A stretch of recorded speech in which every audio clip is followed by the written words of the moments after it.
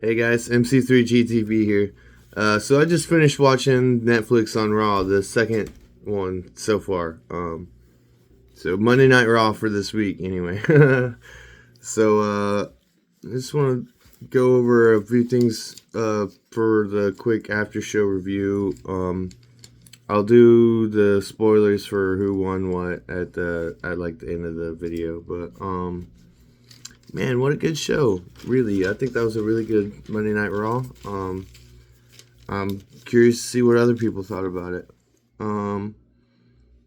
First, CM Punk starting, I think, was really smart to have him in the show last week and then start it this week. I think that's just really smart. And then definitely them acknowledging the firefighters, especially being so close. Well, not first responders and everyone being so close. It's really a smart move on their part. I was really thinking they were going to have Punk and Drew end up being, or Punk and Rollins be a tag team against Drew and someone else, like, for tonight's show. Like, I thought they were going to book that for later in the night, like Teddy Long style tag team booking, you know what I mean? That's what I thought was coming, but that didn't happen like that.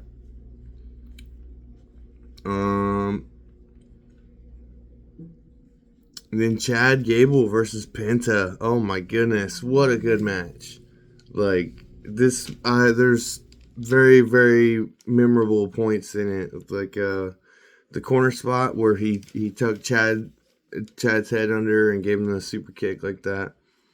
And then I really like that you can hear like the holy shit chants and stuff like out in the crowd, like just while you're watching live on Netflix. That is such a big aura thing that it matters to have as a part of your show.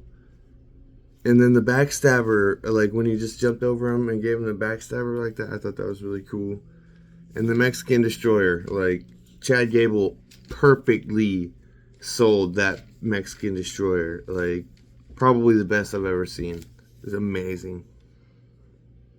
And when he was calling WWE his new home and he's speaking Spanish and all that, just even if you didn't understand it, it's so emotional. Like you can feel where he's coming from. Like really, really cool stuff. Can't wait to see what's coming from Penta next.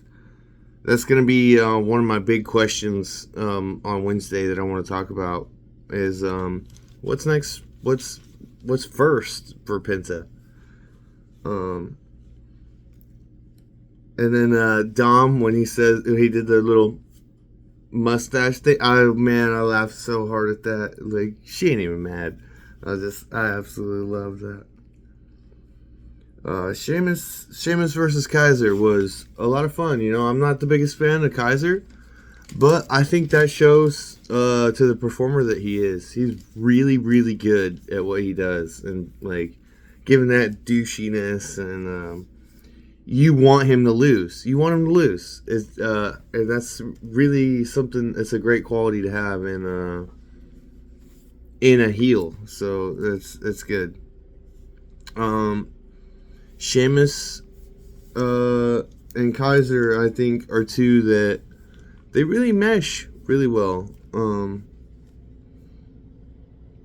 I'm trying really hard not to do any spoilers yet. I just want to give like who was in what matches, and then, like I said, I'll do the spoilers at the end. I'll just read them off real quick right before I finish.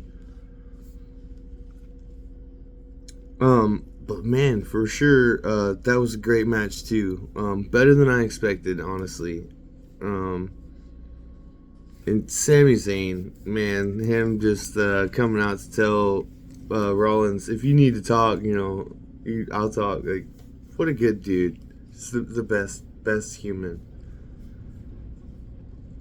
Oh yeah, I thought it was so funny with the Judgment Day is talking with Jackie out there, and Carlito's like, I can't hear you. They're booing her. And JD's like, wow, Jackie, why are you so wildly unpopular? That one really cracked me up. The Miz getting to be in action on a Monday night, that's really cool to me. As someone who's been a lifelong Miz fan, I really thought that was nice. Probably one of the biggest takeaways from the whole night, I think, was Gunther saying that he was very impressed with Monday Night Raw last week, except for the wrestling itself.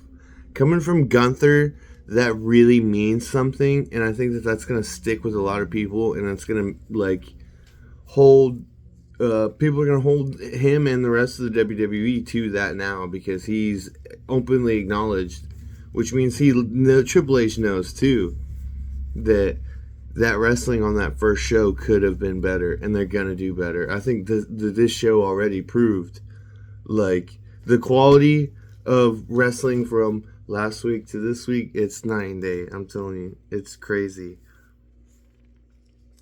And then the Women's Intercontinental Championship match. The first ever Women's Intercontinental Champion was crowned.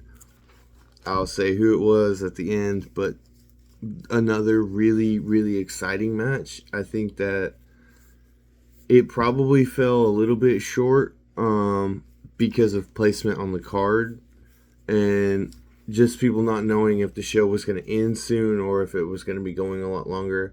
I think there was a lot of like, for me personally, especially, a lot of expectation on the timing of it and everything. And I think that that's just part of being, like, having watched on USA and other things for so long. It's hard to break that conditioning that you're like, oh, I feel like this is about to end, like they've got to hurry it up or whatever.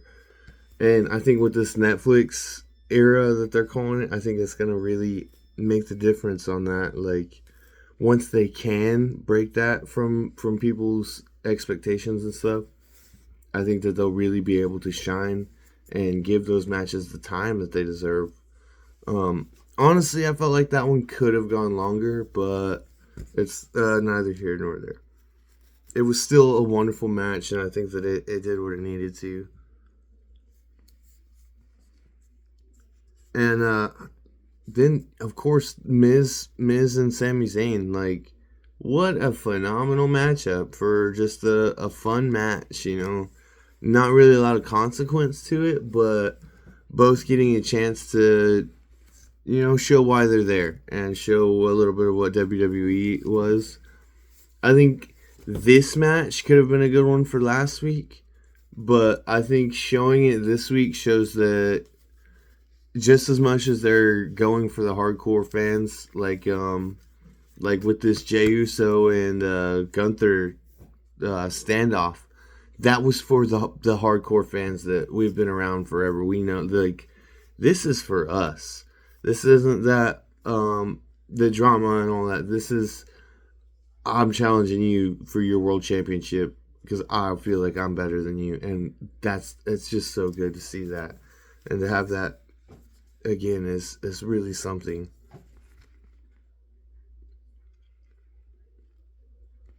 Well, I gotta say too, the way that Pat McAfee does the pencil trick in honor of Mr. Perfect like that, man, I notice it every single time he does it. It's one of those small things that it makes such a difference. Like, it makes that broadcast that much, I don't know, it's more memorable. It keeps it in your mind for some reason. There's something about it.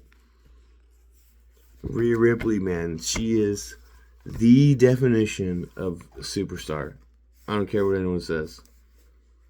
She's like walking around. It doesn't matter if she's got the belt or not. Like, when she was taking her entrance like that, even after the initial entrance, it's like there's just this feeling in the crowd, and everyone is so loud all the way through her whole entrance. There's never a point where everyone calms down. Like, true superstar right there. And then you can tell by comparison when Nia Jax came out. Those boos, man. Those boos. It was so loud. I didn't think she was going to get the chance to talk. She was having to yell into that microphone. They were drowning her out completely with those boos. It's kind of funny. It's mean, but it's funny at the same time. Next week we get the heel New Day in action. This I've been waiting to see. I want to see how they're going to be in ring. This new cocky attitude with them is so funny. Like Xavier Woods, he's eating it up, and Kofi talking about his mom won't call him back. Like, oh man, call your son. He deserves your love, woman. I don't get, I don't get why anyone would not love Kofi. He's awesome. And then JBL coming, that's cool. I've always liked JBL's commentating. I know some people don't really like him, but that's alright. And then Drew versus Rollins next week. That's going to be a good one.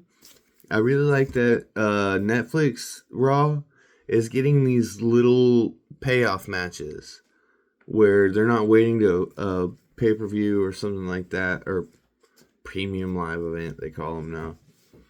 I like that they're giving Raw these matches that have a little more meaning, because it makes Raw a little more meaningful and a little more memorable. Like that Women's Intercontinental Championship match. Like I said, it could have been longer, I think, in my opinion, but it was still going to be a match I'd never forget, because it was the first, and it was on Raw, and I got to watch it live. Like, there's just something about that. It's really, really neat. And then, oh man, the street fight. This street fight. I've seen so many, but this one I feel like was definitely really, really cool. The Falcon Arrow, or Broken Arrow, is what the Priest calls it.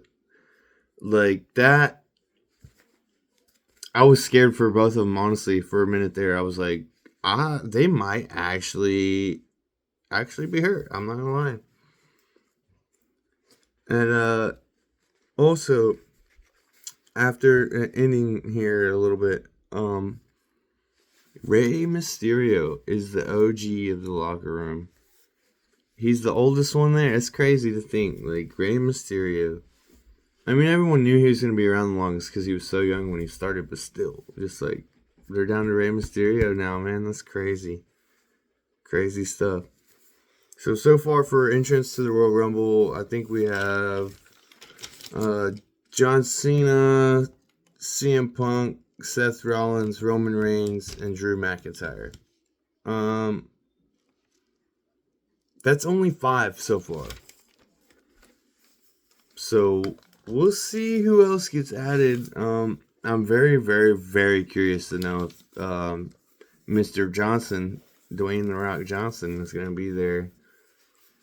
I have a feeling that he might be, but I don't know. I think he might skip out this year. Highly interested to see who wins it. I think this might be the year for CM Punk. I'm not going to lie. I fully foresee CM Punk winning the Royal Rumble to get that main event at WrestleMania. Even if he doesn't win it, I feel like he's going to be in that main event. I think this is the year. I know there's going to be some argument to that, but I'm open to it. Let's hear it. Alright, finishing up here. Quick little speed round of the matches and the winners and losers. Gable versus Penta. Penta got the pinfall, of course. This awesome Penta driver. Like, just a really great match. Sheamus versus Kaiser. Sheamus won. He got him with like a snap bro kick out of the corner. It was really cool. It's like if you weren't watching for a second, you'd have missed it. Kind of one of those kind of quick snap finishes, and I loved it. It was awesome. Lyra versus Dakota. This one, honestly, I was a little disappointed. I was rooting for Dakota Kai, but Lyra won the Intercontinental Championship. She's the first ever women's Intercontinental Champion, so big props to her. I'm sorry, Dakota. I feel that you should have been the first, but it's okay. You'll have a chance to win it, I'm sure, again, somewhere down the line. It just adds to the story, really. So, not the worst thing. Then Miz versus Sami Zayn. Of course, Sami won. It was actually just a really nice little setup to everything, how they did it with the Helluva kick and then that Blue Thunder Bomb to finish it. I thought it was really cool. Props to both of them just for being so good that they can put on a small, simple match like that. And it was still really entertaining. It wasn't just like it was a quick squash. It was still like a good back and forth. You weren't for sure which way it was going to go. And then out of nowhere, not really out of nowhere. Not as quick as the Sheamus match finish was, but still really, really good match. And then Finn versus Priest, that street fight. Oh my goodness, such a great fight. Like, the crowd, they knew they were gonna get some tables when they started chanting for the tables. I'm honestly glad that they didn't go super bloody, and I think that there's gonna be some arguments that it was a little soft for a street fight. And I can see why those arguments could be made, but dude, Finn Balor took a Falcon Arrow from like the 2 stories high. Like, that was a good match. And then the tables, like, both spots, I feel like they're at the end. I feel like it was warranted. It wasn't like super forced, because especially with the end, you feel like when Priest was going away, everyone there and anyone that was watching, you wanted him to put freaking Balor through that other table. Don't you sit here and lie. You wanted him to do it.